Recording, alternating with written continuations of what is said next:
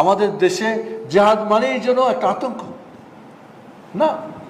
জিহাদের মাধ্যমে আপনি যেমন, এবং একটা কথা আপনাদের আগেও অনেকবার বলছি, ইসলামী জিহাদ ইসলাম ও মুসলিমকে শক্তিশালী এবং প্রতিষ্ঠিত করার জন্য। কি বললাম বলতে পারবেন? ইসলামী জিহাদ ইসলামকে মুসলিমকে প্রতিষ্ঠিত করার জন্যে, শক্তিশালী করার জন্যে।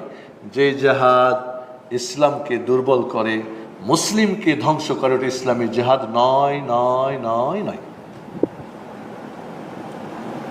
কারণ এটা আল্লাহর জন্যে, আল্লাহ সাহায্য আসবে, আল্লাহ শর্ত দিয়েছেন, সে নিয়মে আগাবেন আগাবেন।